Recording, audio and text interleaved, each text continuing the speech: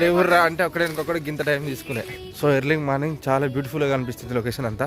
పొద్దున్నే లేచి సూర్యుని చూడబోయే అందరు దైవాలు మనకు కనపడరమ్మా, మన అదృష్టం. సూర్య భగవానుడు ప్రత్యక్ష దైవం కనపడుతున్నాడు హాయిగా. ఇక్కడ మాకు ఒక చిన్న గుట్టలాగా ఉంటది, ఆ గుట్ట దగ్గరికి వెళ్తున్నాం.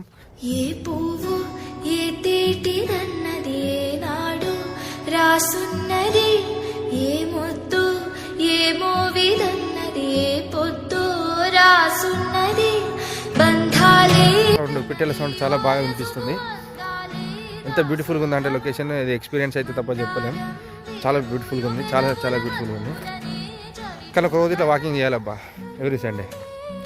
హెల్తీ వస్తుంది, ఫన్ వస్తుంది. అందరు ఫ్రెండ్స్ కలిసి తిరిగితే చాలా మస్తు ఎంజాయ్ చేసినాం, మస్తు నవ్వుకున్నాం, ఇంకా నవ్వుకుంటున్నాం.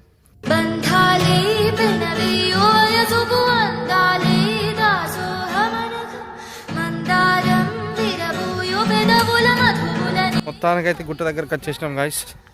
ఇదంతా గుట్టే, దూరం నుంచి పెద్దగా కనిపించింది.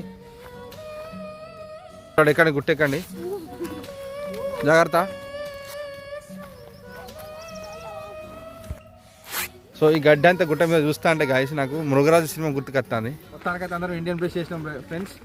ఇండియన్ బ్రష్ అంటే తెలుసు కదా, పలకరా అందరం వేసాం వేపపుల్ల. ఎట్లుందిరా?